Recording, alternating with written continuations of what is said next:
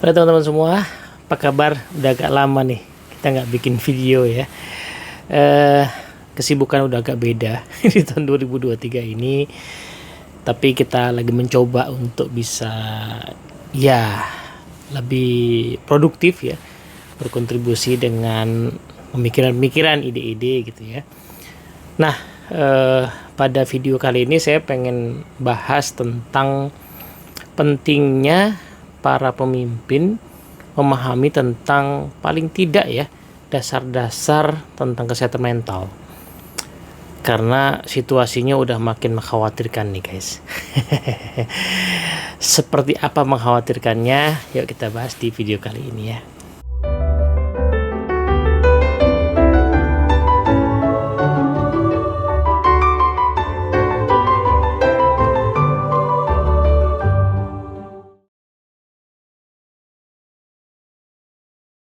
Oke, assalamualaikum warahmatullahi wabarakatuh. Halo teman-teman semua, ketemu lagi kita. Kali ini video ini sebenarnya melanjutkan ide tentang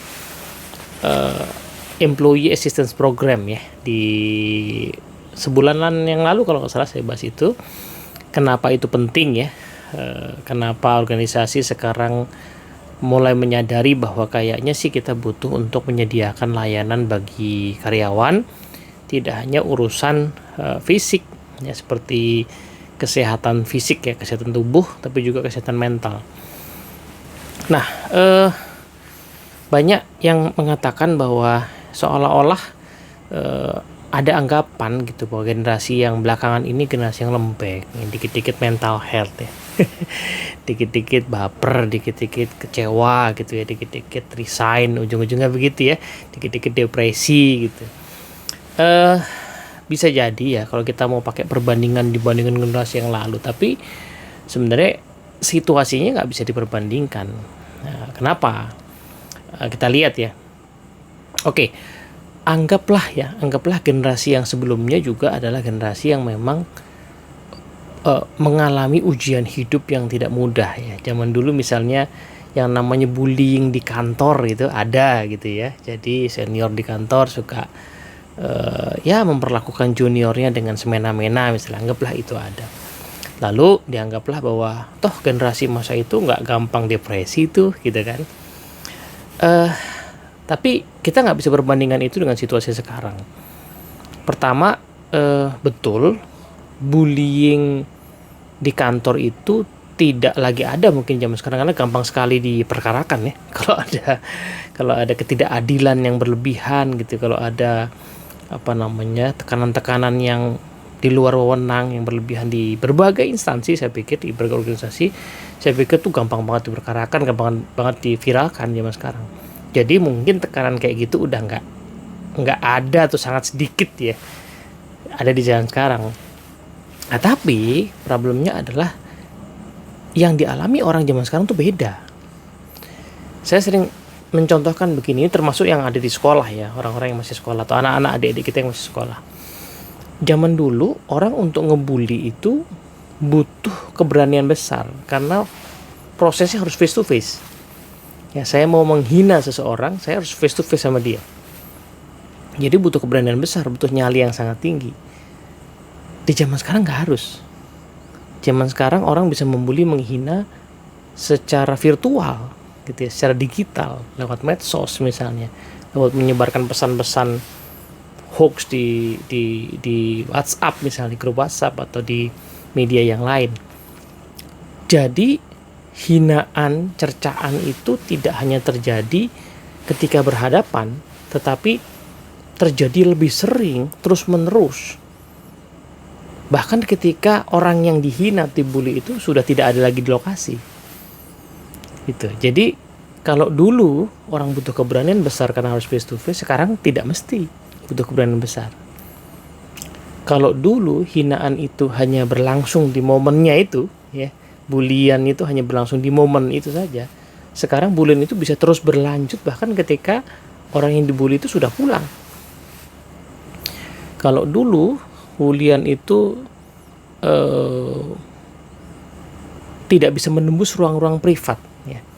Orang tidak mungkin dibully di kamar tidurnya sendiri atau di rumahnya sendiri, melewati pagarnya jadi nggak mungkin deh.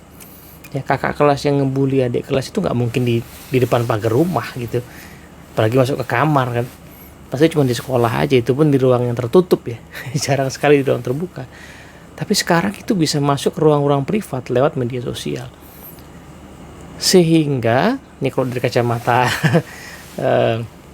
NLP ya, meskipun itu sifatnya mungkin tidak nyata secara fisik, tapi nyata secara pikiran. Dan impactnya secara perasaan bisa jadi sama. Ya kan? Karena pun ya, kalau kita dihina secara langsung pada masa itu ya, yang bikin kita sakit hati kan bukan momen dihinanya itu aja. Yang bikin sakit hati adalah memori yang kita simpan yang diulang-ulang sampai beberapa tahun mungkin setelahnya. Artinya kita memang memproduksi dan mereproduksi sendiri momentum penghinaan itu yang bikin kita sakit hati terus menerus. Nah, berarti kata kuncinya kan sebenarnya memang apa yang ada di pikiran itu yang berbahaya kan, bukan semata-mata kejadiannya. Nah, problem dengan media sosial kan begitu, seolah-olah itu hanya ketikan ya, hanya teks, seolah-olah itu hanya video rekaman, seolah-olah itu hanya penghinaan secara digital atau virtual. Tetapi begitu terekam menjadi memori, dia punya potensi yang sama. Nah, bedanya adalah penghinaan, bulian di zaman sekarang berlangsung terus-menerus, bahkan menembus ruang-ruang privat. Ketika orang di kamarnya pun dia masih bisa menerima bulian atau hinaan. Zaman dulu enggak gitu.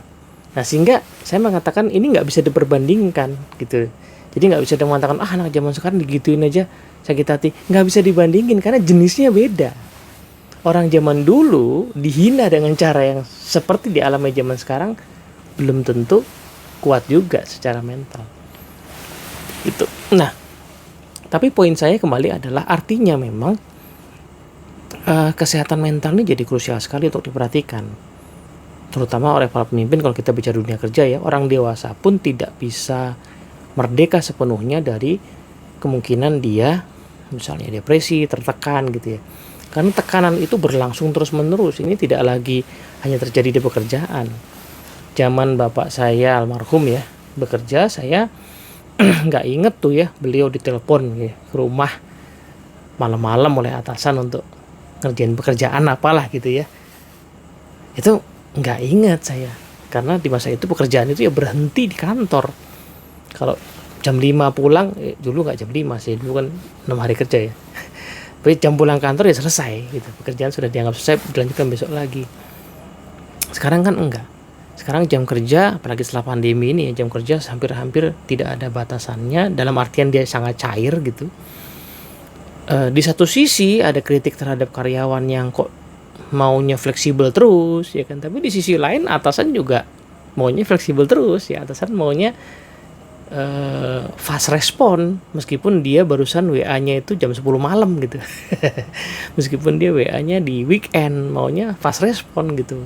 Jadi kalau WA-nya Jumat malam maunya dijawabnya langsung malam itu atau Sabtunya, bukan di hari Seninnya gitu, padahal hari Sabtu Minggu libur gitu. Kalau di WA pas lagi cuti ya diharapkan jawabnya pas cuti itu juga, padahal cuti ya harusnya kan tidak diganggu pekerjaan gitu kan. Terlepas dari berbagai situasi organisasi, saya ingin mengatakan bahwa jam kerja nggak karu-karuan, sehingga mungkin saja orang itu merasa tekanan pekerjaan itu berlangsung 24 jam. Mungkin saja, atau setidaknya lebih dari 8 jam lah. Mungkin saja. Mungkin saja dia ada jeda beberapa saat, dia nonton Netflix dulu sore-sore, tapi kalau di total bisa jadi memang dia tetap kerja lebih dari 8 jam. Mungkin lebih dari 12 jam.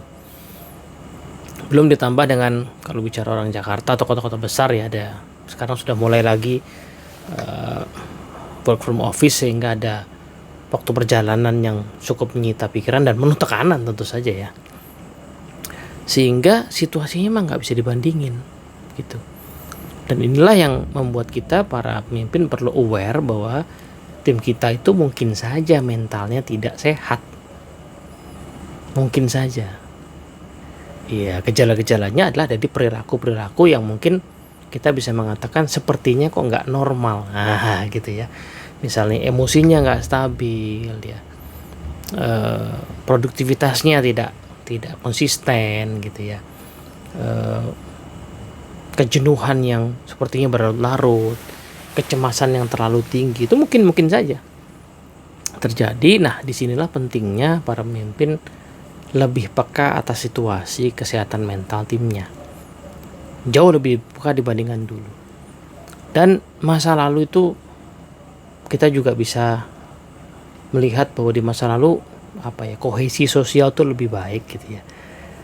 Orang masih banyak yang sangat akrab dengan tetangga, gitu, dengan saudara. Sekarang ini orang memang individual, dan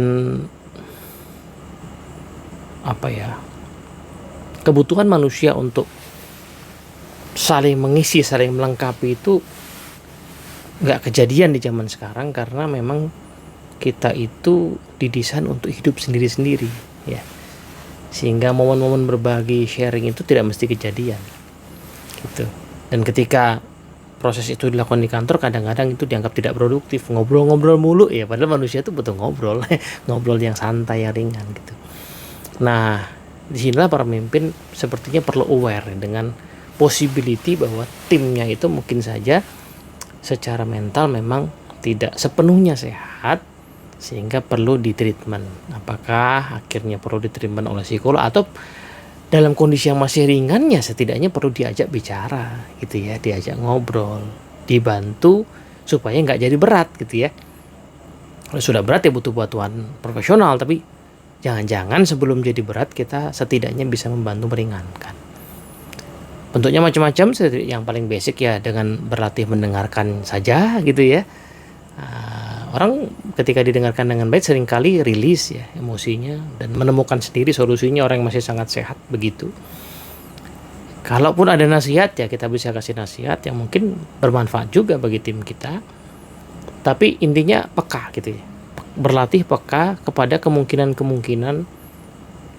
situasi yang membuat tim kita itu tidak sehat secara mental.